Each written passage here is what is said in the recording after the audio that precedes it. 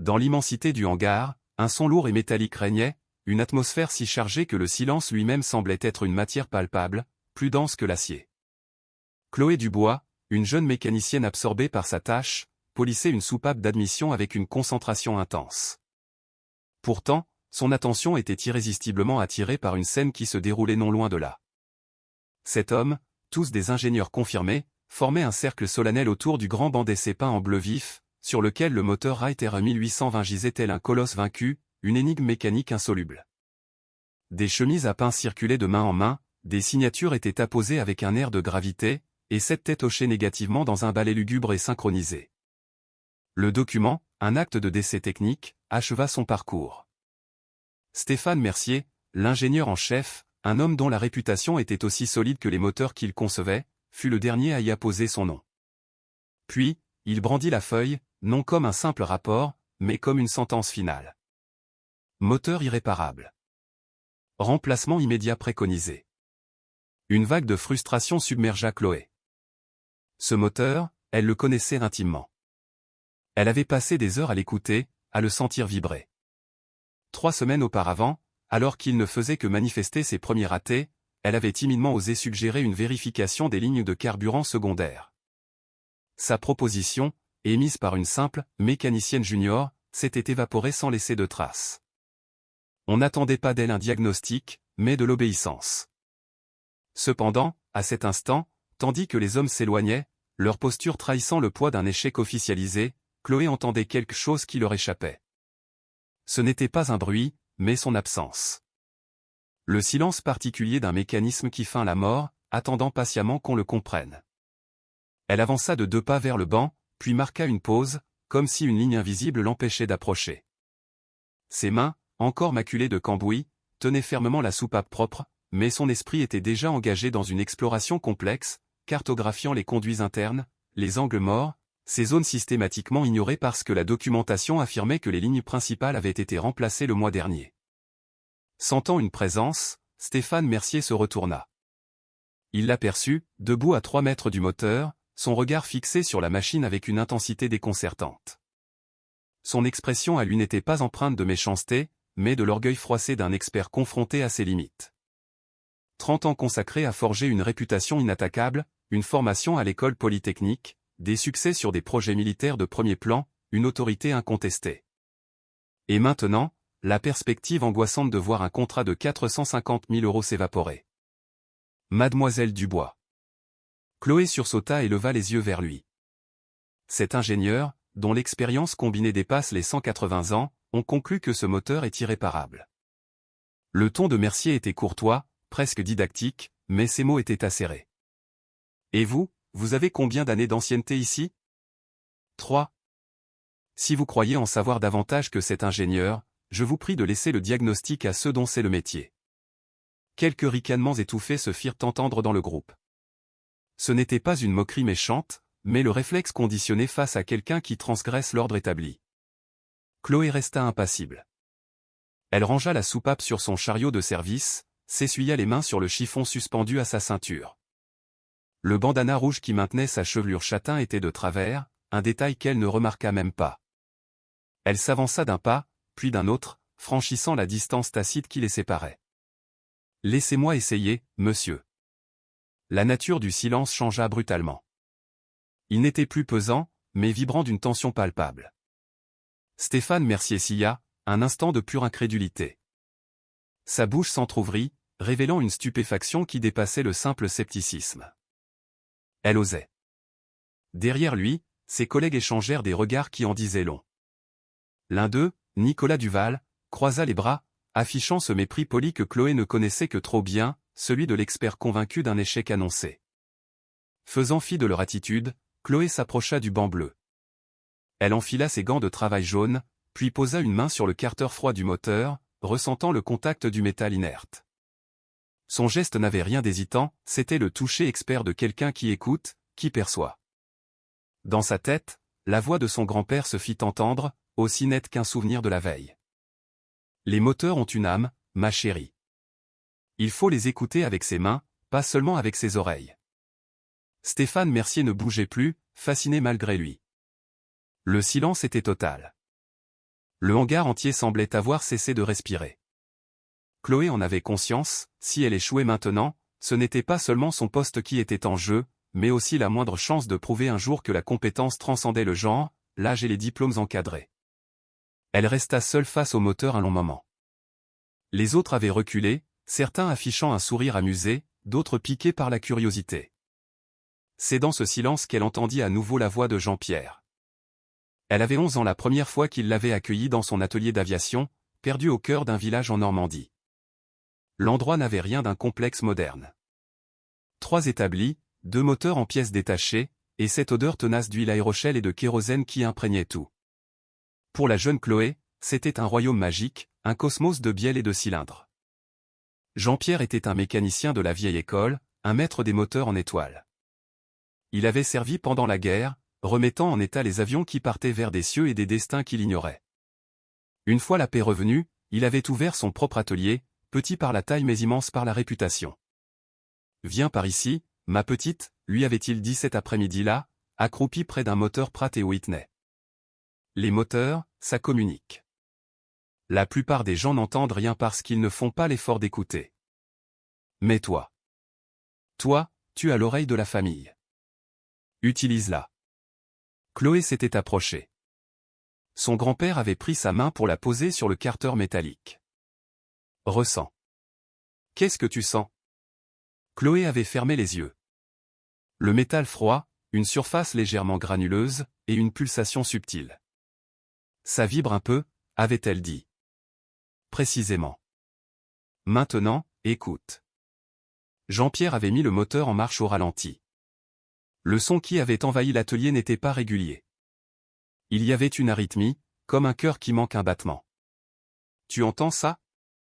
Avait demandé Jean-Pierre en désignant le 3e cylindre. Il est désynchronisé. Le souci ne vient pas des soupapes, mais de l'alimentation. Chloé l'avait regardé démonter une partie du circuit. 30 minutes plus tard, il extrayait une obstruction minuscule de la conduite de carburant, un défaut invisible à l'œil nu, mais que son oreille experte avait décelé. Les ingénieurs se fient à leurs instruments, avait-il expliqué en nettoyant la pièce. Manomètre, comparateur, ordinateur. Mais parfois, ma petite, tes mains et tes oreilles sont les meilleurs outils. Les moteurs te parlent. Il suffit d'apprendre leur langage. À partir de ce jour, Chloé avait appris à écouter.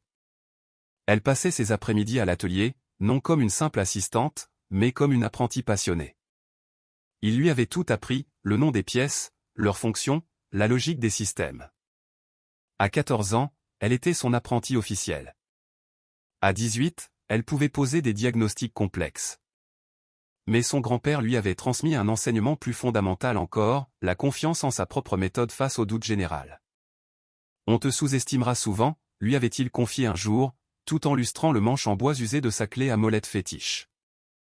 Parce que tu es une femme, parce que tu es jeune, parce que tu n'as pas de diplôme ronflant à afficher. Mais tant que tu maîtrises ton art, tant que tu crois en ta méthode, personne ne pourra t'enlever cette force. 4 ans auparavant, Jean-Pierre s'était éteint, victime d'une crise cardiaque en plein travail.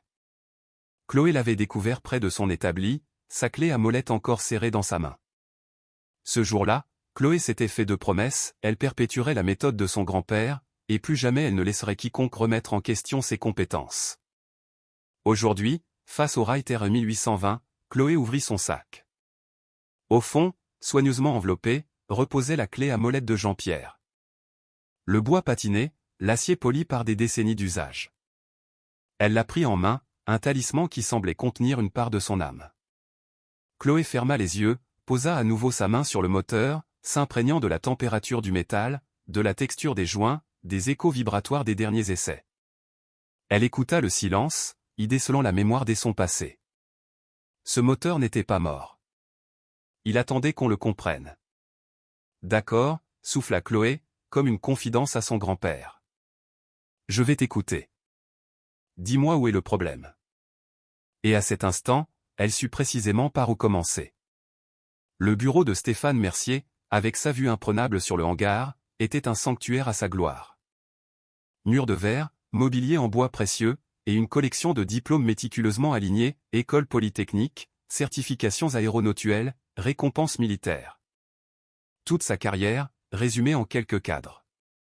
Ce jour-là, le sanctuaire était assiégé. Le colonel Henri Moreau, de l'armée de l'air et de l'espace française, lui faisait face. À ses côtés, 2 inspecteurs techniques à l'air sévère, leurs chemises à pince prêtes à enregistrer le verdict. En retrait, le propriétaire de l'entreprise, M. Bernard Leroy, assistait à la scène, silencieux. Et Chloé, près de la porte, dans la position de celle qui s'apprête à être congédiée. Stéphane Mercier se racla la gorge. « Colonel Moreau, j'ai le regret de vous confirmer notre diagnostic. Le moteur Wright RE 1820 de l'appareil numéro 3 souffre d'une fatigue structurelle irréversible du bloc principal. Un remplacement complet est inévitable. » Le colonel joignit les mains. Il n'était pas du genre à s'emporter, mais son calme était plus menaçant que n'importe quel éclat. « Monsieur Mercier, il y a 3 semaines, vous m'aviez pourtant garanti que ce moteur était réparable. Ma flotte est immobilisée. 6 appareils au sol, des missions cruciales suspendues, et vous m'annoncez qu'il faut un moteur neuf. Nous mesurons l'enjeu, colonel, mais 7 de nos meilleurs experts. 7 experts qui ont facturé 14 jours d'analyse, coupa le colonel, et qui ont gaspillé 30 000 € en pièces détachées sans le moindre résultat. Stéphane Mercier pinça les lèvres. La tension était à son comble. Monsieur Leroy, le propriétaire, crut bon d'intervenir. Colonel, nous avons déjà contacté le constructeur en Allemagne. Un nouveau moteur coûte 75 000 €. Il peut être livré sous 6 semaines. 6 semaines. Le colonel secoua la tête. Le contrat stipule une livraison sous 30 jours. 21 sont déjà passés. Nous sommes conscients des délais. Êtes-vous conscient des conséquences si vous ne tenez pas ce contrat? Le ton du colonel était glacial. 450 000 €. L'entretien de toute la flotte du Pacifique.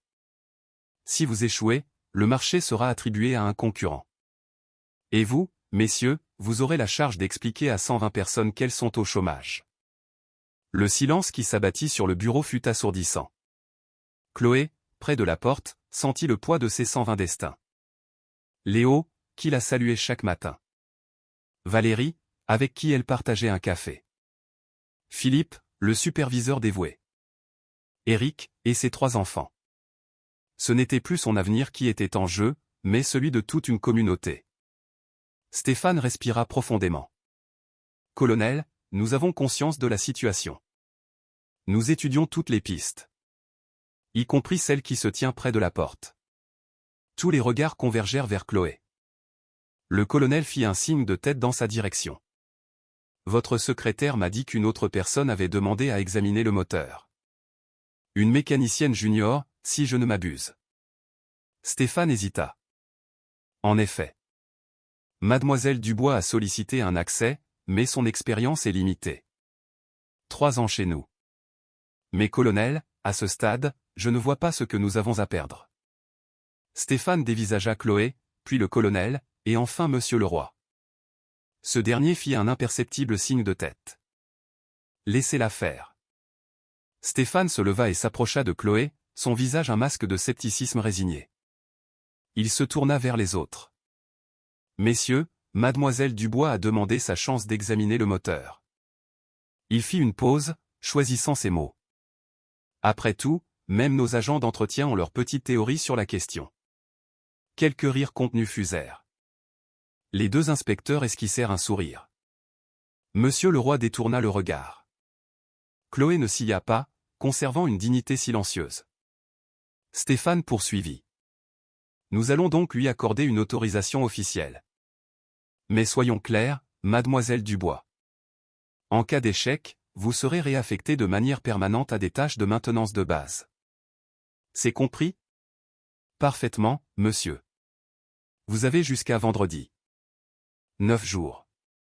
Passé ce délai, si vous n'avez pas de diagnostic tangible, nous commandons le moteur en Allemagne et nous nous préparons à perdre le contrat. Le colonel se leva. Monsieur Mercier, je veux un rapport journalier. Il fixa Chloé. Mademoiselle Dubois, vous avez toute mon attention. Tâchez de ne pas la décevoir. Le colonel quitta la pièce, suivi de ses inspecteurs. Monsieur Leroy s'attarda un instant, jaugeant Chloé d'un regard énigmatique, avant de sortir à son tour. Stéphane retourna à son bureau, signa un formulaire et le tendit à Chloé. Autorisation d'accès, banc numéro 3, moteur Wright RE 1820. Travail de nuit autorisé. Mais ne vous faites pas d'illusions. Ce moteur a mis en échec cet ingénieur diplômé avec des décennies d'expérience. N'attendez aucun miracle. Chloé prit le document. Je n'attends pas de miracle, monsieur. J'attends juste que le moteur me parle. Stéphane haussa un sourcil mais ne dit rien, se contentant de lui indiquer la sortie. Chloé quitta le bureau, le papier vibrant légèrement dans sa main. Ce n'était pas de la peur, mais une farouche détermination. 120 emplois, 450 000 €, 9 jours. Le fardeau reposait désormais sur ses épaules. Et elle sentait le poids de tous ces regards qui n'attendaient que sa chute. Le lendemain, Chloé arriva avant l'aube. Le hangar était silencieux, baignant dans la lumière blafarde des néons. Une odeur d'huile froide et de métal emplissait l'air. Le banc d'essai bleu l'attendait, avec le RE 1820 posé dessus, tel un sphinx silencieux. Elle sortit ses outils, déposa l'autorisation signée sur la table. Tout était en ordre. Pourtant, en fixant le moteur, le doute s'insinua en elle. Cet ingénieur. Des hommes au savoir technique immense, qu'elle ne faisait qu'effleurer. Qu'est-ce qui pouvait bien lui faire croire qu'elle verrait ce qu'il n'avait pas vu? La voix de son grand-père résonna, « Fais confiance à ta méthode, ma chérie. » Mais elle décida de commencer par la leur. La méthode classique. L'évidence. Les rapports de maintenance étaient dans une chemise près du moteur. Chloé les étudia en détail. Jour 1 à 3, démontage cylindre numéro 7. Cause, vibration excessive. Remplacement des soupapes. Résultat, nul. Jour 4 à 6, recalibrage carburateur. Ajustement mélange air-carburant. Résultat, nul. Jour 7 à 9, vérification magnéto. Révision système d'allumage. Résultat, nul. Jour octobre 2012, remplacement tuyauterie carburant, ligne principale. Résultat, nul. Jour 13 à 14, diagnostic final. Fatigue métallique bloc principal. Moteur irréparable. Chloé referma le dossier. Ils avaient suivi la procédure à la lettre. Alors, à quoi bon tout recommencer? Parce que, se dit Chloé, ils ont peut-être posé les bonnes questions, mais ils n'ont pas su écouter les réponses. Elle commença par le commencement. Démonta à nouveau le cylindre 7. Examina chaque soupape à la loupe, mesura les tolérances, chercha la moindre trace d'usure ou de corrosion. Rien d'anormal. Elle passa au carburateur, nettoya les gicleurs, mesura les pressions. Tout était conforme. Elle inspecta le circuit d'allumage, les câbles, les bougies. Tout semblait fonctionner. 4 heures plus tard, elle avait tout remonté avec une précision chirurgicale. Chaque vis à sa place, chaque raccord vérifié et contre-vérifié. La méthode du manuel. Elle brancha l'alimentation externe, ajusta la manette des gaz. Inspira. Elle tourna la clé. Le moteur s'ébranla dans un rugissement. Les 9 cylindres s'animèrent. Pendant 10 secondes, l'espoir renaquit. Puis, la vibration familière reprit, le cliquetis discordant, et le filet de fumée bleue s'échappant du cylindre 7. Les mêmes symptômes, à l'identique. Elle laissa tourner le moteur 30 secondes de plus. Rien ne changea. Elle coupa le contact. Le silence qui suivit était encore plus lourd qu'auparavant. Chloé s'adossa au banc d'essai, épuisée. Les mains noires de graisse, le corps lasse après 4 heures d'effort. Pour rien. Absolument rien. Stéphane avait peut-être raison. Cet ingénieur en savait sans doute plus qu'elle. Fatigue métallique irréversible était peut-être la simple et cruelle vérité. Chloé? Léo Martin était à l'entrée. Il tenait 2 tasses de café fumant. « Je t'ai vu arriver tôt », dit-il en lui en tendant une. « Ça avance ?» Chloé saisit la tasse. La chaleur lui fit du bien. « Non, ça n'avance pas. Tu as suivi la procédure standard ? » Tout. Démontage, inspection, recalibrage. Aucun résultat. Léo s'assit sur un tabouret. Il contempla le moteur d'un air songeur. Tu sais, Chloé, ils ont peut-être raison. Ce moteur est peut-être vraiment fichu. Il n'y a aucune honte à l'admettre. Chloé but une gorgée de café. Le goût amer lui rappela la situation. 120 emplois, Léo. Je sais. Mais tu ne peux pas porter ça seul. Si le moteur est condamné, il est condamné. Le regard de Chloé tomba sur la clé à molette de son grand-père dans son sac. Le manche en bois patiné, l'acier brillant. Les moteurs parlent, ma chérie. Écoute avec tes mains et tes oreilles. Non, dit-elle, se parlant plus à elle-même qu'à Léo. Il n'est pas condamné. C'est juste que personne n'écoute comme il faut. Qu'est-ce que tu veux dire? Chloé se leva, fit le tour du moteur. Tout le monde a essayé de voir le problème. Ils ont démonté, mesuré, calibré. Mais personne n'a essayé de l'écouter. Léo fronça les sourcils. L'écouter? Mon grand-père posait ses diagnostics avec ses mains et ses oreilles. Il sentait les vibrations, il entendait les dissonances. Il trouvait des problèmes que les instruments ne voyaient pas. Ça ne semble pas très scientifique. Ça ressemble à la méthode que mon grand-père a perfectionnée pendant 30 ans. Chloé posa sa tasse. Merci pour le café, Léo. Mais j'ai du pain sur la planche. Tu vas tenter autre chose? Je vais faire ce que j'aurais dû faire dès le départ. Chloé ouvrit son sac et en sortit un stéthoscope de mécanicien. Je vais écouter ce que ce moteur a à me dire. Léo se leva. Si tu as besoin d'un coup de main. Merci. Mais pour l'instant, j'ai surtout besoin de calme. Léo acquiesça et quitta le hangar, refermant la porte derrière lui. Chloé se retrouva seule avec le moteur. Elle appliqua le capteur du stéthoscope en divers points du carter, ferma les yeux, et tendit l'oreille. La nuit enveloppa le village normand. Le hangar était plongé dans un silence que seul le ronronnement des néons et l'écho lointain de quelques pas dans les bureaux venaient troubler. Chloé avait obtenu l'autorisation de travailler la nuit. Valérie, la secrétaire, lui avait confié un double des clés avec un clin d'œil encourageant. Bonne chance, lui avait-elle glissé. Je mise sur toi. Seule face au moteur, Chloé ouvrit son cahier sur une table. Papier à petits carreaux, crayon, règles. Elle n'avait pas de titre d'ingénieur, mais son grand-père lui avait enseigné la rigueur de la documentation. En haut de la première page, elle nota « Diagnostic sensoriel ». Moteur Reiter 1820. Méthode Jean-Pierre Dubois. Elle empoigna le stéthoscope de mécanicien. Un outil simple, presque archaïque, une tige de métal reliée à un diaphragme et à des écouteurs. C'était celui de son grand-père, un héritage précieux. Elle plaça le diaphragme sur le flanc du carter, juste sous le cylindre numéro 7. Elle ajusta les écouteurs et démarra le moteur. Le vacarme emplit le hangar, mais à travers le stéthoscope, Chloé percevait un univers sonore différent. Ce n'était pas du bruit, c'était un langage. Chaque pièce avait son rythme, sa signature acoustique. Moteur au ralenti, 800 tours minute. Chloé déchiffra le motif, boum, boum, boum, boum, tac, boum, boum, boum, boum. Arythmique. Le cylindre 7 avait une perte de compression momentanée, c'était clair. Mais il y avait autre chose. Un écho, très faible, comme si le problème provenait d'ailleurs et se répercutait ici. Elle coupa le moteur. Sur son cahier, elle esquissa une vue de dessus du moteur et marqua d'une croix le cylindre 7. Elle écrivit « Vibration primaire, manifestation externe ». Elle déplaça le stéthoscope sur le flanc opposé, près du carter inférieur. Redémarrage.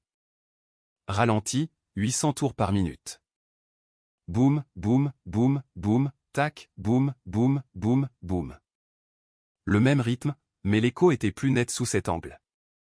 Comme si le problème n'était pas localisé dans le cylindre 7, mais que celui-ci n'était que le symptôme d'un mal plus profond. Chloé fit monter le régime à 1200 tours par minute. Le motif se transforma. Boum, boum, tac, tac, boum, boum, tac, tac. Plus rapide, plus chaotique. Elle nota, à régime élevé, symptômes amplifiés. Problème lié au débit. À 1800 tours par minute, c'était un tac-tac-tac-tac quasi ininterrompu. C'est là qu'elle comprit. Ce n'était pas un défaut mécanique du piston. C'était un défaut de combustion. Quelque chose empêchait le carburant d'irriguer correctement le cylindre 7. Elle coupa le moteur, souffla. La sueur perlait à ses tempes. Cela faisait 3 heures qu'elle écoutait. Sur son cahier, elle dessina le circuit de carburant. Ligne principale, ramification vers chaque cylindre, valve, filtre. Les ingénieurs avaient changé la ligne principale, vérifié le carburateur, nettoyé les filtres. Mais personne n'avait inspecté les lignes secondaires, les capillaires internes. Parce qu'il n'y avait aucune raison apparente de le faire. Chloé entoura d'un cercle rouge sur son schéma, ligne secondaire vers cylindre numéro 7. Obstruction intermittente possible. Une obstruction intermittente expliquerait tout. Au ralenti, le débit était suffisant pour passer. À haut régime, la demande augmentait, mais l'obstruction créait un goulot d'étranglement. Résultat, combustion incomplète, vibration, fumée bleue. Elle referma son cahier. Sa première hypothèse solide. Mais avant de se lancer dans le démontage du carter, une opération de 8 heures, il lui fallait une certitude. La porte du hangar s'ouvrit. C'était Léo, avec sa caisse à outils. Encore là? Dit-il. Je m'attendais à ce que le moteur ronronne comme un chat. Pas encore, mais ça ne saurait tarder. Léo posa sa caisse, l'air dépité. Chloé, je peux te demander un service? Dis-moi. Le groupe électrogène de l'entrepôt 3. Un générateur diesel de secours. Il est en panne depuis 2 jours. Philippe m'a demandé de m'en occuper, mais je ne trouve rien. Tu pourrais y jeter un œil. Chloé consulta sa montre. Minuit. 6 heures de travail non-stop. Mais Léo était son seul véritable allié. Allons voir, dit-elle en attrapant son stéthoscope. L'entrepôt 3 était un petit local mal éclairé. Le générateur diesel était dans un coin. Léo l'avait démarré 3 fois, sans succès. Il démarre, mais il cale au bout de 30 secondes, expliqua Léo. J'ai changé le filtre à gazole, vérifié la batterie, nettoyé les injecteurs. Rien n'y fait. Chloé s'accroupit près du générateur, plaça son stéthoscope sur le bloc moteur. Vas-y, démarre. Léo tourna la clé. Le moteur se lança dans son claquement caractéristique. Chloé écouta. Toc, toc, toc, toc. Régulier pendant 20 secondes. Puis. Toc, toc. Toc. Le rythme ralentit. Elle déplaça le stéthoscope vers la pompe d'injection. Toc. Toc. Silence. Moteur calé. Pompe d'injection, dit-elle en retirant ses écouteurs. Impossible. Elle est neuve, je l'ai installée le mois dernier. Chloé ouvrit le capot d'accès, l'inspecta, puis posa la main dessus pour sentir la température. Tu as vérifié le câblage? Oui, tout est bon. Chloé palpa le câble d'alimentation de la pompe. Il était tiède, mais pas chaud. Faux contact. Le courant ne passe pas bien. La pompe tourne 30 secondes sur sa réserve, puis elle se coupe. Léo était sceptique. Mais j'ai vérifié. Chloé manipula le connecteur. Il bougeait anormalement. La vis de serrage est lâche. Les vibrations l'ont desserré. Elle resserra la vis, puis fit signe à Léo de redémarrer. Le moteur démarra. 30 secondes, 1 minute, 2 minutes. Il ne cala pas. Léo le laissa tourner 5 minutes. Il fonctionnait à la perfection. 20 minutes, dit Léo, regardant Chloé avec une admiration non dissimulée. Ça faisait 2 jours que je cherchais. Tu avais raison, c'était bien la pompe. Pas la pompe elle-même. Son alimentation électrique. Léo coupa le générateur et s'approcha. J'ai besoin de ton aide, dit-il. Pourquoi? Pour le Reiter 1820. Ta méthode fonctionne. Je veux apprendre. Je veux t'aider. Chloé vit dans ses yeux une sincérité désarmante. Pas de sarcasme, pas de doute. Juste du respect. D'accord, dit-elle. Mais il me faut quelque chose. Demande. Un accès total au hangar. Ma propre clé. Et. Elle marqua une pause. Quand je travaille, il me faut un silence total. Pas de musique, pas de discussion. Rien que le moteur et moi. C'est d'accord. Léo lui tendit la main. On est une équipe. Chloé la lui serra. Pour la première fois depuis 3 ans, elle n'était plus seule. Le lendemain, Chloé pénétra dans le hangar avec une énergie nouvelle.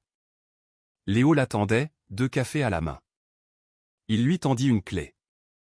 Accès illimité, annonça-t-il. J'ai vu Valérie. Elle a réussi à convaincre Philippe. Chloé prit la clé. Un petit objet métallique, mais un immense symbole d'autonomie. Merci. Le programme du jour? Cartographie tactile. Hier, j'ai écouté. Aujourd'hui, je vais sentir. Léo ne posa pas de questions. Il hocha la tête, intrigué. Chloé s'approcha du moteur. Cette fois, main nue. Son grand-père disait que les gants isolaient des informations cruciales. Démarre, dit-elle à Léo. Par intervalle de 10 secondes. Tu coupes à mon signal. Léo s'exécuta. Le moteur rugit. Chloé plaça ses 2 paumes sur le carter, sous le cylindre 7. Une vibration immédiate, irrégulière, comme un cœur affolé. Coupe. Silence. Elle déplaça ses mains de l'autre côté. Démarre. Moteur en marche. Chloé ferma les yeux, se concentrant sur les sensations qui parcouraient le métal. Ce n'était pas une simple vibration, mais un motif complexe, fait de résonance, d'écho, de contretemps. Coupe. Elle prit son cahier, esquissa le moteur et y reporta les points de vibration maximale. Elle répéta l'opération 12 fois, explorant chaque recoin du moteur, mémorisant, cartographiant. Au bout de la 12e fois, elle avait une carte précise. Point A, cylindre 7. Vibration forte, erratique, en surface. Point B, carter inférieur gauche. Vibration en écho, plus profonde. Point C, ligne de carburant principale. Vibration faible et constante. Point D, carter d'accès interne. Vibration intermittente, parfaitement synchronisée avec le point A. Chloé relia les points sur son schéma. La source de la vibration n'était pas le cylindre. Elle émanait du point D, le carter interne, et se propageait au cylindre 7 via la conduite de carburant. C'est là, dit-elle en montrant le point D. Léo se pencha. Qu'est-ce qu'il y a là? La ramification secondaire de la ligne de carburant. Celle qui dessert les cylindres 5, 6 et 7. Les ingénieurs ont changé la ligne principale, mais ils ont ignoré les secondaires. Chloé referma son cahier. Et je suis prête à parier qu'il y a une obstruction juste là. Comment peux-tu en être sûr sans ouvrir? Parce que le moteur me l'a dit. Avant que Léo ne puisse répliquer, la porte du hangar s'ouvrit. Philippe Girard, le superviseur, entra. 30 ans de maison. Un homme de tradition, mais juste. Il croisa les bras. J'ai appris que tu avais un accès illimité, dit-il d'un ton neutre. Valérie m'a convaincu. Mais j'ai posé une condition. Chloé attendit. Je veux te voir à l'œuvre avant que tu ne commences à démonter ce moteur et à nous faire perdre encore plus de temps et d'argent. Que suggérez-vous? Il désigna la porte. Il y a un moteur Lycoming dans l'entrepôt 2. Un petit moteur d'avion de tourisme. Il est en panne depuis 3 jours. 2 de mes gars s'y sont cassés les dents.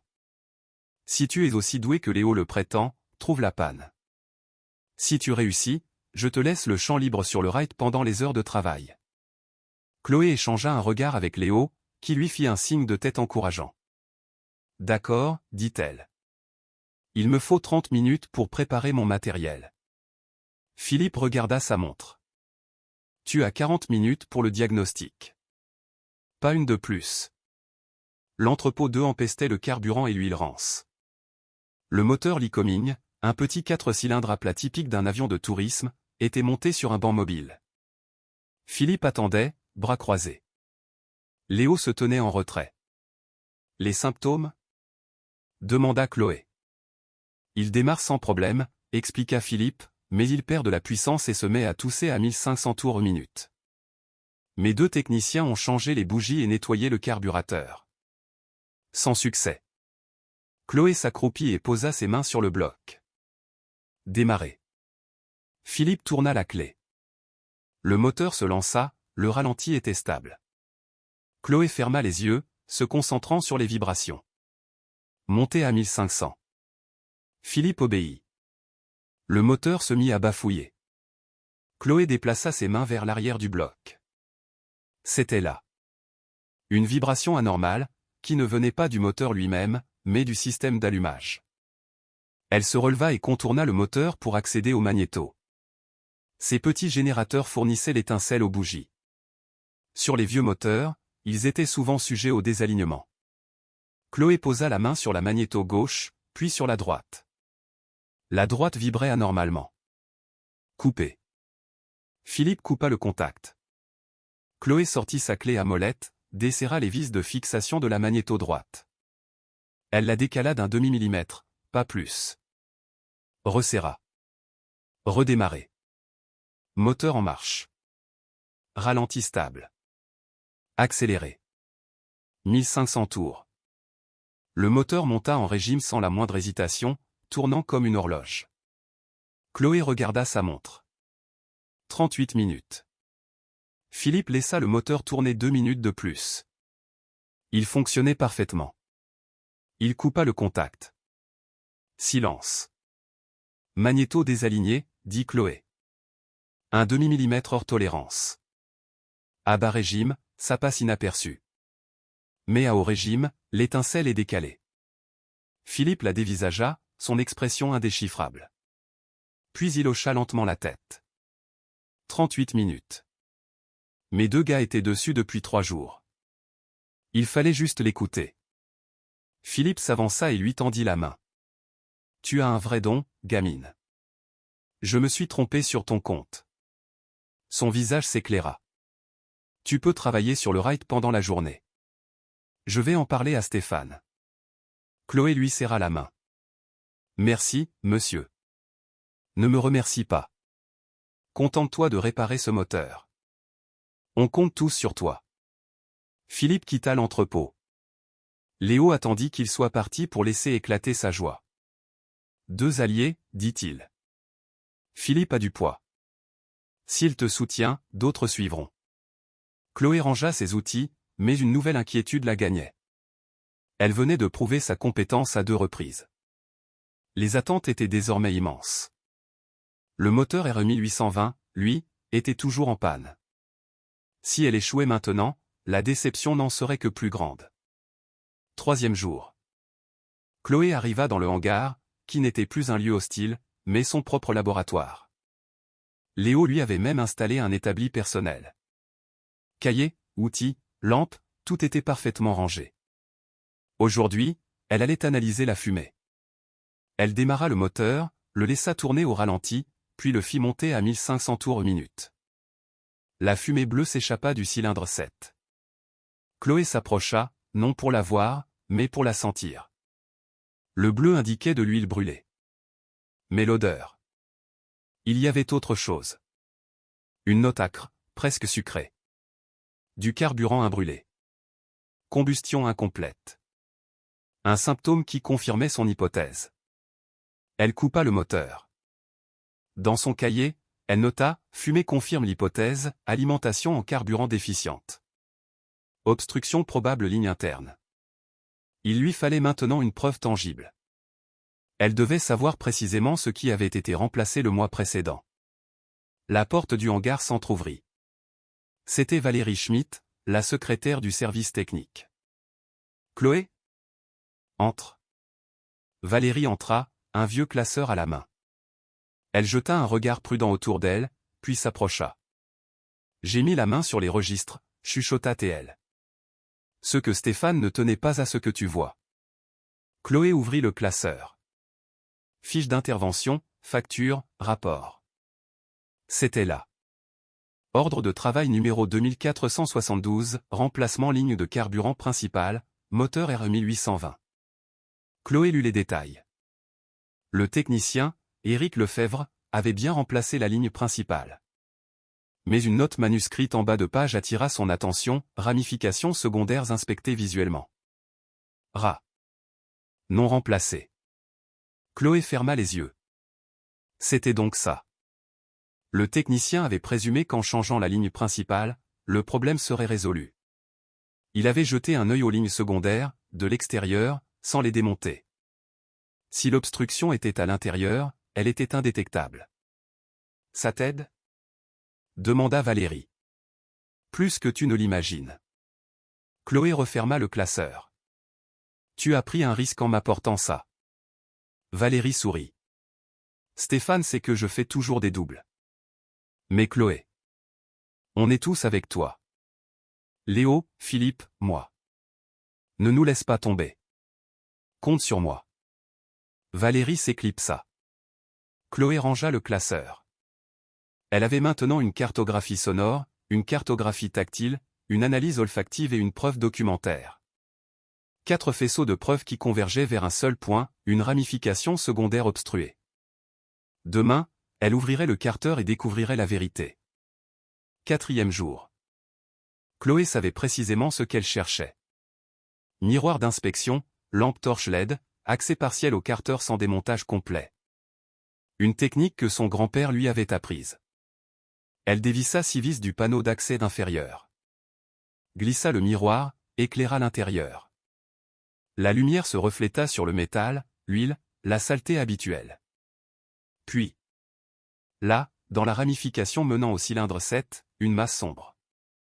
Pas de l'huile. Quelque chose de solide. Un dépôt, probablement un résidu de vieux carburant et de sédiments. Il obstruait partiellement le conduit. Juste assez pour perturber le débit à haut régime. Gelé, murmura-t-elle. Léo, qui l'observait, s'approcha. Sûr ? Absolument. Regarde. Elle orienta le miroir pour qu'il puisse voir. L'obstruction était minuscule, mais son effet était dévastateur. Il me faudra 4 heures pour nettoyer ça. Elle referma le panneau, resserra les vis. Dans son cahier, elle nota, confirmé. Obstruction ramification secondaire. Accessible et réparable. Elle regarda l'heure. 16 heures. Si elle s'y mettait tout de suite, elle aurait fini à 20 heures. Elle prit une grande inspiration, ouvrit son sac et en sortit la clé à molette de son grand-père. Demain, se dit-elle, je prouverai que ce moteur peut être sauvé. 5e jour. Aube. Chloé arriva la première. Le hangar était vide, silencieux. Le banc bleu attendait. Le moteur attendait. Elle disposa ses outils avec soin, clé, dynamomètre, spatule, chiffon, solvant. Et au milieu, la clé de son grand-père, comme une présence tutélaire. Elle respira. Fais confiance à ta méthode, ma chérie. Elle se mit au travail.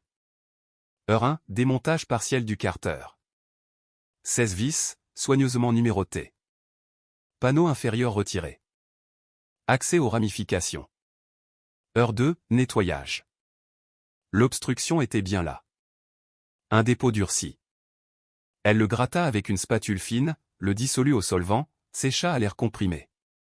Heure 3, vérification. Elle inspecta toutes les ramifications, nettoya les filtres, changea le joint du carter. Rien ne fut laissé au hasard. Heure 4, remontage. Vis serrée en diagonale, comme le lui avait appris son grand-père. Couple de serrage, 30 Nm. La clé de son grand-père servit pour la dernière vis. Ajustement parfait. Elle se releva, le dos en compote, les mains noires, mais satisfaite. Léo était arrivé, ainsi que Philippe. Eric, le technicien, les rejoignit avec un café. Ils observaient en silence. Chloé s'essuya les mains, s'approcha du moteur, posa la main dessus. Métal froid. C'est prêt. Tu veux que je démarre ? Proposa Léo. Non. C'est à moi de le faire. Elle brancha l'alimentation, vérifia les connexions, ajusta les gaz, tourna la clé. Les 5 premières secondes furent une éternité. Le moteur s'éveilla. Les 9 cylindres s'animèrent. Tiendrait-il? 10 secondes. Le son était régulier. 20 secondes. Aucune vibration anormale. 30 secondes. Pas de fumée bleue. Chloé augmenta le régime. 1200 tours par minute.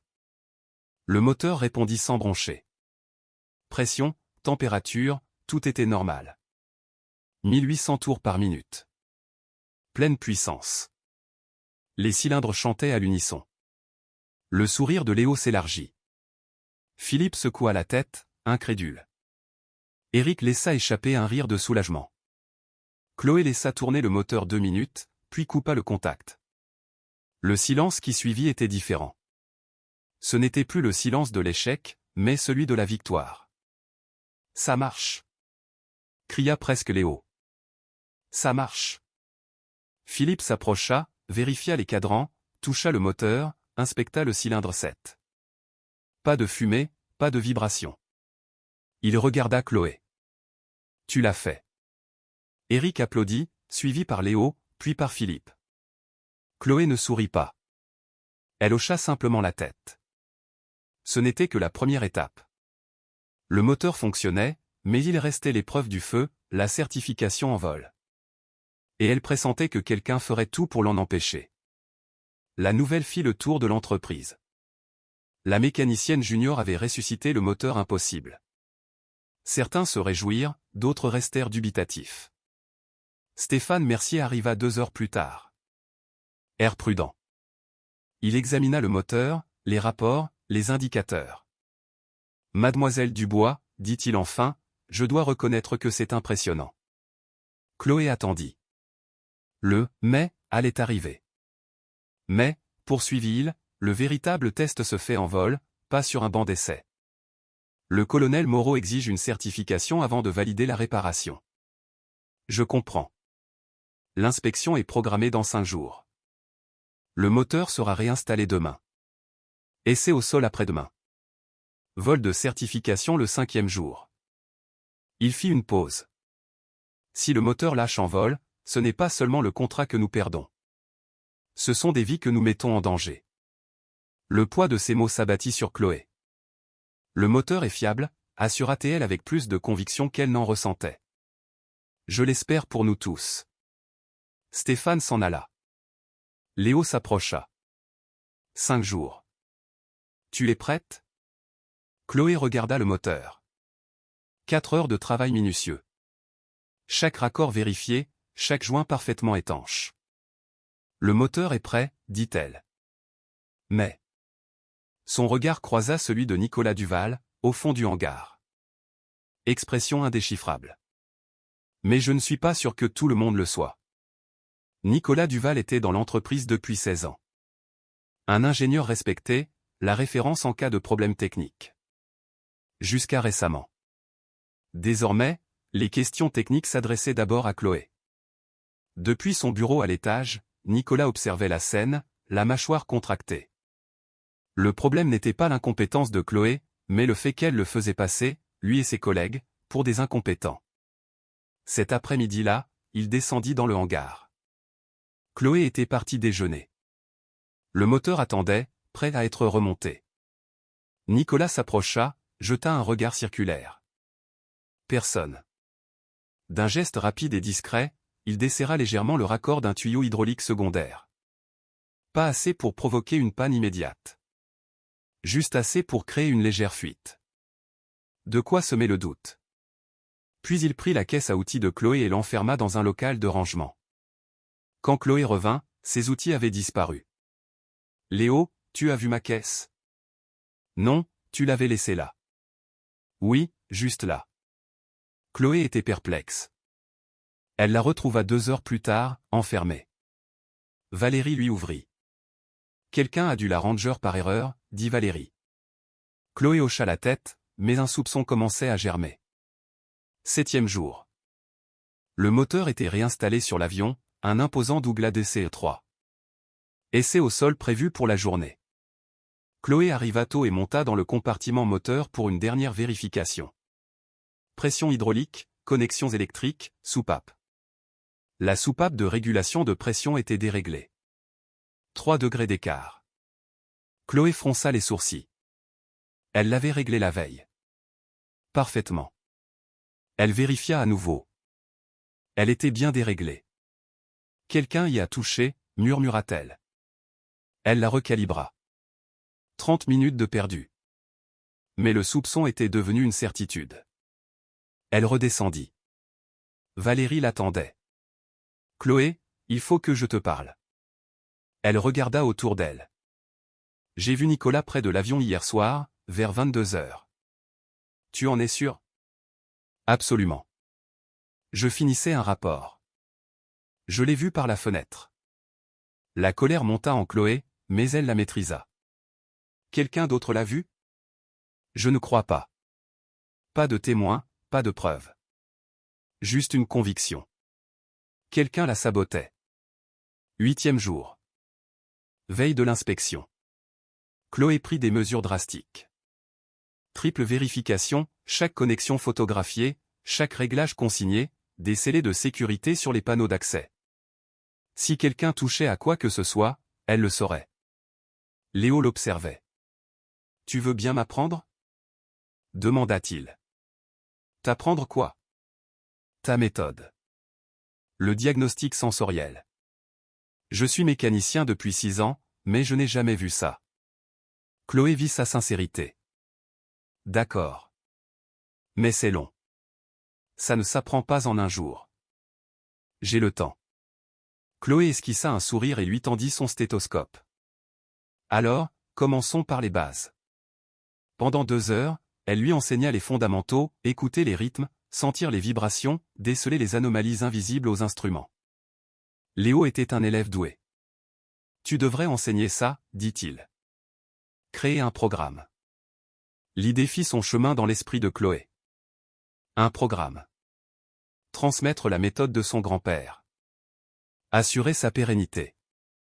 Peut-être, dit-elle. Si on passe la journée de demain. À 18 heures, Nicolas Duval passa près de l'avion. Chloé vérifiait les scellés. Vous finissez tard, mademoiselle Dubois, dit-il d'un ton neutre.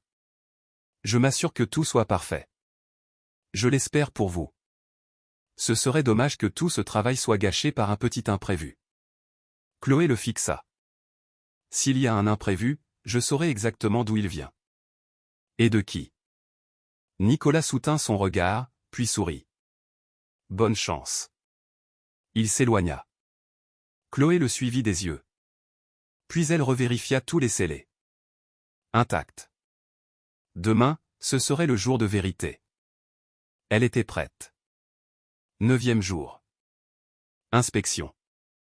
Chloé arriva à 5 heures. L'avion était sous les projecteurs. Le colonel Moreau arriverait à 7 heures. 2 heures pour une ultime vérification. Elle monta dans le compartiment moteur. Pression hydraulique, connexions électriques, soupape, vis. Tout était parfait. Jusqu'à la connexion hydraulique principale. La vis de serrage était lâche. Trop lâche. Dévissée de 3 tours. Chloé sentit un nœud dans son estomac. La veille, elle l'avait serré. Vérifier le couple. 30 Nm. Parfait. Poser un scellé. Prit une photo. Elle compara la photo et la réalité. Le scellé était brisé, la vis desserrée. Quelqu'un était passé cette nuit. Chloé fit un calcul rapide. Avec cette vis, le moteur tiendrait quelques minutes. Assez pour laisser au sol.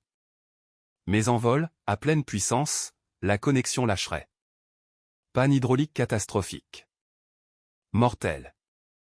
Elle ferma les yeux, respira. 2 options. A. Resserrer la vis en silence. L'inspection se passerait bien. Mais le saboteur s'en tirerait et recommencerait. B. Interrompre l'inspection, dénoncer le sabotage, présenter les preuves.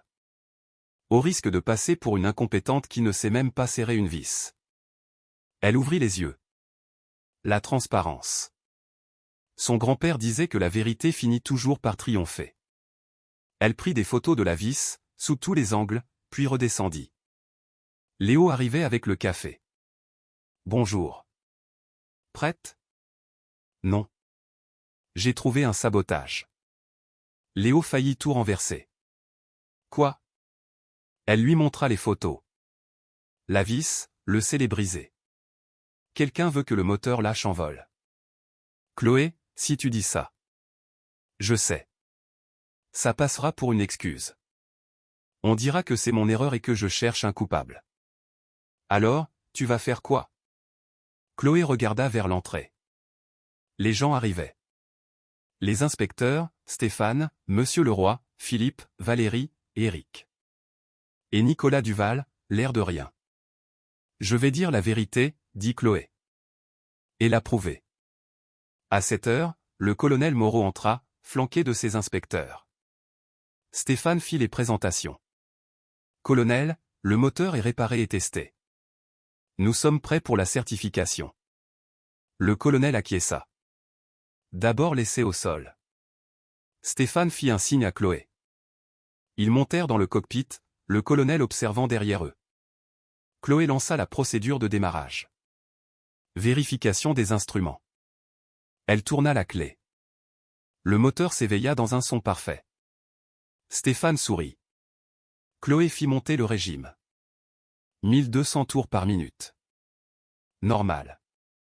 1800 tours par minute. Pleine puissance. Parfait. Mais Chloé savait. Dans 2 minutes, la pression hydraulique chuterait. 1 minute, tout est normal. 90 secondes, normal. Chloé ferma les yeux, écouta.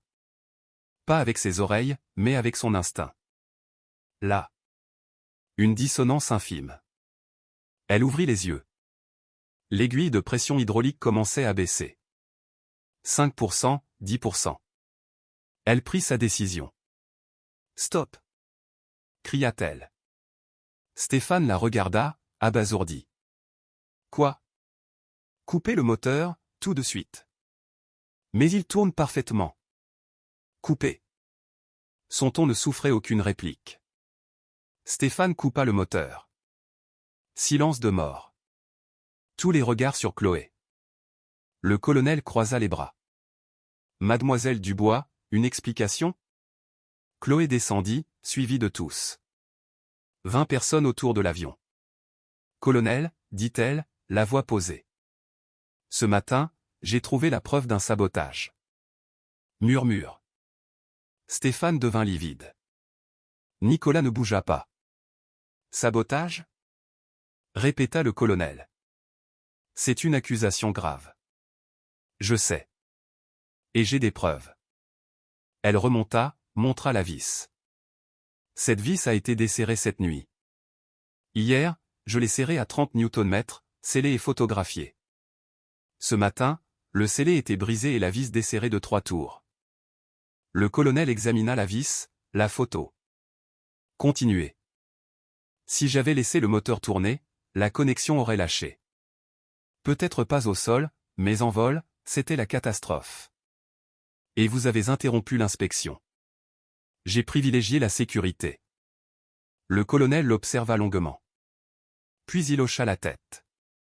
Bonne décision, mademoiselle Dubois. Il se tourna vers Stéphane. Monsieur Mercier, une enquête. Immédiate. Je veux le nom de celui qui a touché à ce moteur. Stéphane, blême, acquiesça. En attendant, dit le colonel à Chloé, réparez-moi cette vis. Je veux voir cet avion voler. Aujourd'hui. Chloé hocha la tête. Elle sortit sa clé dynamométrique. 6 minutes, colonel. Et sous les yeux de tous, elle fit ce qu'elle avait dit. Elle avait dit la vérité. 6 minutes plus tard, elle redescendit. Prêt. Vis serrée, connexion vérifiée, nouveau scellé. Le colonel hocha la tête. On y va. L'essai au sol fut complet. 15 minutes à tous les régimes. Le moteur fonctionna à la perfection. Le colonel donna son accord. On passe au vol. 1 heure plus tard, l'avion était sur la piste. Tout le monde était là. Le colonel Moreau, ses inspecteurs, Monsieur Leroy, Stéphane, les 6 ingénieurs, les techniciens, Valérie, Léo, Philippe, Éric. Et Nicolas Duval, en retrait. Le DC-3 rugissait. Le pilote, capitaine Marc Bernard, était aux commandes. Chloé, à ses côtés, surveillait les instruments. Le colonel observait depuis une tour mobile. Stéphane était à la radio. Capitaine Bernard, autorisation de décoller. Vol de certification, 30 minutes. Altitude max, 5000 pieds. Reçu. L'avion s'élança, quitta le sol. Montée régulière. 1000 pieds, 2000 pieds. Chloé ne quittait pas les instruments des yeux. Pression, température, vibration, tout était parfait. Le Reiter 1820 tournait comme une horloge. 3000 pieds, 4000 pieds. Le capitaine enchaîna les manœuvres. Tout répondait parfaitement. Chloé commença à se détendre. Peut-être que le sabotage était terminé. 5000 pieds. Altitude maximale. On entame la descente, annonça le pilote. Test terminé. Moteur OK. L'avion amorça sa descente. 4000 pieds, 3000 pieds. Chloé entendit quelque chose. Un son subtil, une dissonance presque imperceptible. Une vibration anormale. Elle vérifia les instruments. Rien. Mais le son était là. Capitaine, dit-elle dans l'interphone. Pouvez-vous mettre plein gaz pendant 10 secondes? Un souci? Juste une vérification. Le capitaine obéit. Le moteur rugit. Et la vibration se fit plus nette. Petite, mais présente. Chloé vérifia les instruments. La pression d'huile commençait à baisser. 2%, 3%. Capitaine, réduisez. Atterrissage d'urgence. Quoi? Les instruments sont bons. Plus pour longtemps. On a un problème. Posez-le, maintenant. Le capitaine, habitué à faire confiance à son mécanicien de vol, n'insista pas. Tour, demandons atterrissage d'urgence. Problème moteur. Au sol, Stéphane répondit, la voix blanche. Quel problème? Les instruments sont normaux. Chloé a détecté une anomalie, dit le pilote. On se pose. La descente fut rapide. 2000, 1000, 500 pieds. L'avion se posa en douceur. Moteur coupé. Chloé fut la première à descendre. Tout le monde accourut. Le colonel, l'air grave. Mademoiselle Dubois, pourquoi avoir interrompu le vol? J'ai détecté une anomalie. Une vibration, une baisse de pression d'huile. Les instruments étaient encore dans le verre, mais ça n'aurait pas duré. Dans 10 minutes, on avait une panne. Le colonel se tourna vers Stéphane. Vérifiez. Stéphane monta avec 2 techniciens, suivis par Chloé. 20 minutes plus tard, il redescendit, le visage défait. On a trouvé, bégaya-t-il. Un raccord secondaire à moitié desserré. Invisible à l'œil nu, mais avec la pression, il aurait fini par lâcher. Comment l'a-t-elle su? Demanda le colonel. Stéphane regarda Chloé. Je l'ignore. Les instruments ne montraient rien. Elle l'a entendu, intervint Léo. Le colonel se tourna vers lui. Entendu? C'est sa méthode, expliqua Léo. Le diagnostic sensoriel. Elle entend les problèmes avant que les machines ne les voient. Le colonel fixa Chloé longuement. Puis il hocha la tête. Mademoiselle Dubois, vous avez bien fait. Il se tourna vers Stéphane. Monsieur Mercier, réparez ce raccord. Je veux un deuxième vol demain. Et je veux une enquête sur le saboteur. Stéphane acquiesça, vaincu. Alors que la foule se dispersait, Chloé vit Nicolas Duval filer vers le parking. Léo s'approcha. Il va recommencer, murmura-t-il. Je sais, dit Chloé. Mais cette fois, on l'attendra. Cette nuit-là, Chloé veilla sur l'avion, relayé par Léo. Personne ne s'approcherait du moteur. À l'aube, elle fit une vérification exhaustive. Photos, documents, scellés. Tout était parfait. À 9 heures, tout le monde était là. Le colonel avait ramené des renforts, un représentant du ministère des Armées, 2 responsables des marchés publics, la presse militaire. Ce serait un spectacle public. Stéphane s'approcha de Chloé. « Mademoiselle Dubois, dit-il à voix basse, je sais qu'on vous sabote. Et je crois savoir qui. Mais il me faut une preuve. Vous l'aurez. Comment en êtes-vous si sûr ? Chloé lui montra les photos horodatées de ses vérifications. Si quelque chose a changé, je saurai quand. Et Valérie a installé une caméra cachée. Si quelqu'un est venu cette nuit, on l'a. Stéphane était abasourdi. Vous avez. Quand la direction est défaillante, les employés s'organisent. Stéphane ne dit rien, mais hocha la tête. La vérification commença. Chloé, accompagnée de 2 inspecteurs, passa tout en revue. Arrivée aux connexions hydrauliques, elle vérifia les couples de serrage. Tout était bon. Sauf le raccord du système des volets. La vis était lâche. Un demi-tour de jeu. Chloé sentit la colère monter, mais resta calme. « Messieurs les inspecteurs, dit-elle, veuillez documenter ceci. » Ils s'approchèrent, constatèrent. L'un d'eux prit des photos officielles. « C'était comme ça hier soir ?» demanda-t-il. « Non. Hier soir, cette vis était serrée à 35 Nm. Elle montra la photo, horodatée à 23h47. Quelqu'un y a touché après. Suggérez-vous un sabotage délibéré ? Je ne le suggère pas. Je l'affirme. » Les inspecteurs descendirent, firent leur rapport au colonel. Il monta, constata, regarda les photos. Visage de marbre. « Monsieur Mercier, appela-t-il. Visionnage des caméras. Tout de suite. Valérie avait la vidéo prête. Elle la projeta sur un écran. 1h32 du matin. Une silhouette s'approchait de l'avion. Montait dans le compartiment. Zoom. Le visage de Nicolas Duval. On le voyait desserrer délibérément la vis. 3 tours complets. Puis disparaître. Silence de plomb. Stéphane ferma les yeux, souffla. « Amenez-moi Nicolas Duval. » 10 minutes plus tard, Nicolas était face au colonel, à Stéphane et à 30 témoins. Stéphane parla. « Monsieur Duval, la vidéo vous montre près de l'avion à 1h30. Que aviez-vous à y faire ?» Nicolas croisa les bras. « Une vérification de routine. » À 1h30 du matin ? Sans autorisation ? J'ai l'habilitation. La vidéo vous montre en train de desserrer une vis, coupa le colonel. Ce n'est pas une vérification. C'est un sabotage. Nicolas rougit. Elle n'a rien à faire ici. Explosa-t-il. 3 ans d'expérience, pas de diplôme, et tout le monde la traite comme une experte. Comme si mes 16 ans de carrière ne comptaient pas. Vous admettez donc le sabotage. Le silence de Nicolas fut un aveu. Stéphane se tourna vers le colonel. Colonel Moreau, au nom de l'entreprise, je vous présente nos excuses.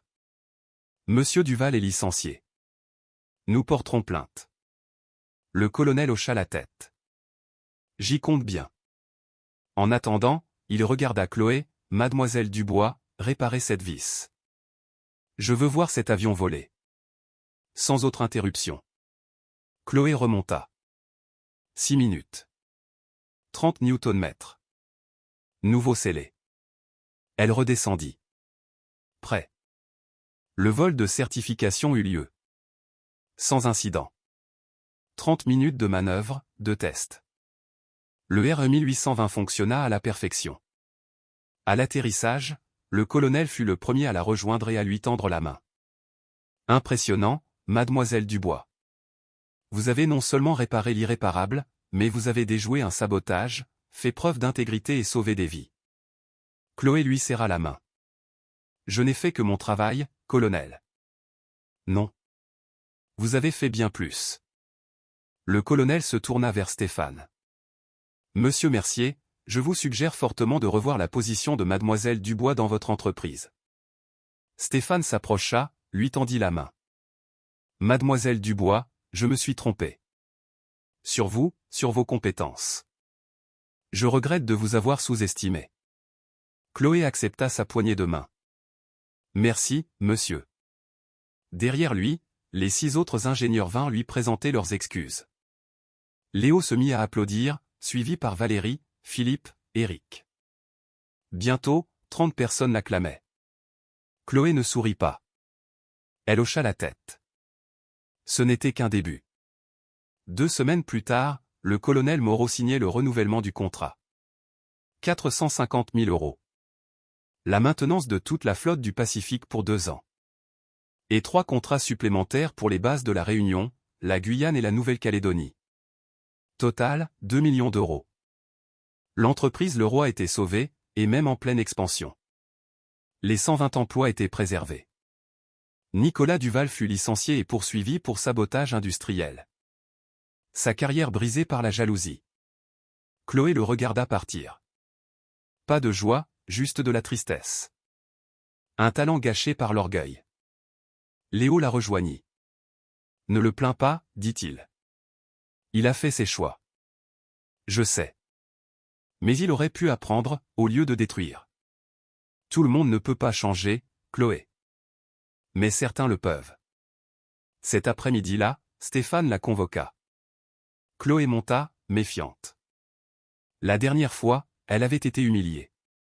Cette fois, il l'accueillit debout, avec respect. Mademoiselle Dubois, merci d'être venue. Asseyez-vous. Chloé s'assit. Sur son bureau, une enveloppe. Je veux d'abord m'excuser, dit-il. Pas seulement pour mes paroles, mais pour 30 ans de préjugés, à croire que seuls les diplômes comptaient. Chloé attendit. J'ai travaillé dur pour en arriver là. L'école polytechnique, les projets militaires. J'ai fini par croire que ces titres me rendaient supérieur. Il fit une pause. Votre grand-père, Jean-Pierre Dubois.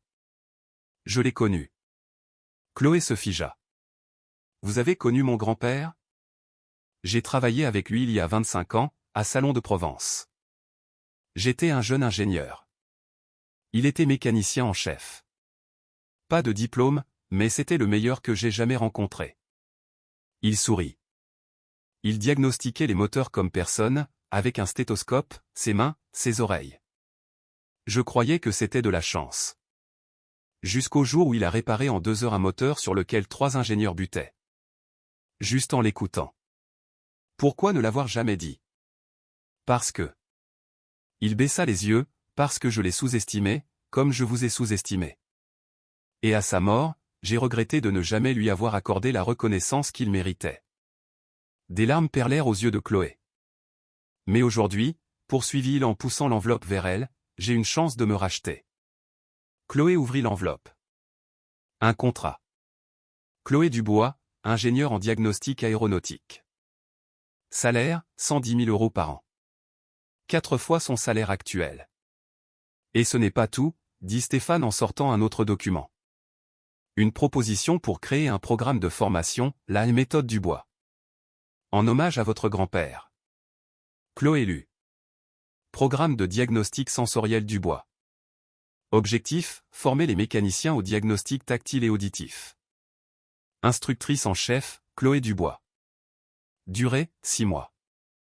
Certification reconnue par l'armée de l'air. 12 places. Pas de diplôme requis. De plus, ajouta-t-il, votre méthode sera formalisée dans un manuel. Le manuel Dubois de diagnostic sensoriel. Il deviendra un standard ici, et nous le proposerons à l'armée de l'air. Chloé regarda le document, les larmes brouillant sa vue. Mon grand-père. Il rêvait que sa méthode soit reconnue. Elle le sera. Grâce à vous. Elle signa le contrat, la main tremblante. Merci, monsieur Mercier. C'est moi qui vous remercie. De m'avoir rappelé que le talent ne vient pas des titres, mais de la passion, de l'humilité et de la soif d'apprendre. Une semaine plus tard, une plaque de bronze fut apposée à l'entrée du hangar. En mémoire de Jean-Pierre Dubois, pionnier du diagnostic sensoriel aéronautique. Sa méthode a sauvé des vies. Son héritage est vivant. Chloé toucha la plaque. On a réussi, grand-père. Ta méthode ne s'est pas éteinte avec toi. Elle va revivre en d'autres. La première promotion du programme Dubois commença 2 semaines après. Léo Martin, 24 ans. Valérie Schmitt, 35 ans, reconverti. Philippe Girard, 45 ans, désireux d'apprendre. Éric Lefebvre, 38 ans. 2 jeunes mécaniciens. Et 4 femmes, les premières embauchées par l'entreprise. Chloé les accueillit. Bienvenue au programme de diagnostic sensoriel Dubois, dit-elle. Pendant 6 mois, vous allez apprendre à écouter ce que les machines vous disent. Pas avec des instruments, mais avec vos mains, vos oreilles et votre cœur. Léo sourit. Valérie prenait des notes. Philippe écoutait avec respect. C'est mon grand-père qui m'a tout appris, poursuivit Chloé. Et aujourd'hui, je vous le transmets. Parce qu'un savoir qu'on ne partage pas est un savoir qui meurt. Mais un savoir partagé se multiplie. Elle leva le stéthoscope de son grand-père. Commençons. 6 mois plus tard, le hangar n'était plus seulement un atelier de réparation, mais aussi une école. 12 étudiants furent diplômés, certifiés, embauchés. L'armée de l'air demanda à étendre le programme. Chloé dirigeait maintenant une équipe de 15 techniciens, hommes et femmes, qui alliaient la science et l'intuition. Ce matin-là, Valérie l'interrompit en plein cours. « Chloé, il y a quelqu'un pour toi. » « Qui ?» ?»« Une jeune femme. Elle vient de Lyon. Elle veut te parler. » Chloé sortit. À la réception, une jeune fille de 19 ans l'attendait. Mains sales, bleu de travail, queue de cheval, et des yeux pleins de détermination. « Mademoiselle Dubois ? » « C'est moi. » Elle lui tendit la main. « Je m'appelle Manon Lambert. Je travaille dans un garage à Lyon. J'ai lu un article sur vous, sur ce que vous avez fait. » Elle prit son souffle. « Je veux apprendre votre méthode. » Chloé sourit. C'était la 3e cette semaine. « Vous avez de l'expérience ? » 5 ans. Mon père a un garage de poids lourds. J'ai appris avec lui. Mais... Elle baissa les yeux, personne ne me prend au sérieux. Ils disent qu'une femme ne peut pas diagnostiquer un moteur de camion. Chloé reconnut cette lueur dans ses yeux. Elle l'avait eue pendant 3 ans. Venez, dit-elle. Je vais vous montrer quelque chose. Elle l'emmena voir le Reiter 1820, exposé comme une pièce de musée. Ce moteur a mis en échec cet ingénieur, expliqua Chloé. Ils l'ont tous déclaré irréparable. Parce qu'ils n'ont pas su l'écouter. Manon toucha le moteur avec respect. Comment avez-vous su ? Mon grand-père me l'a appris. Et maintenant, je vais vous l'apprendre. Si vous êtes prête. Je le suis. Chloé lui tendit le stéthoscope. Alors, commençons par les bases. Écoutez. Manon mit les écouteurs. Chloé démarra un petit moteur. Fermez les yeux, dit-elle. N'essayez pas de voir le problème. Essayez de l'entendre. Manon ferma les yeux, se concentra.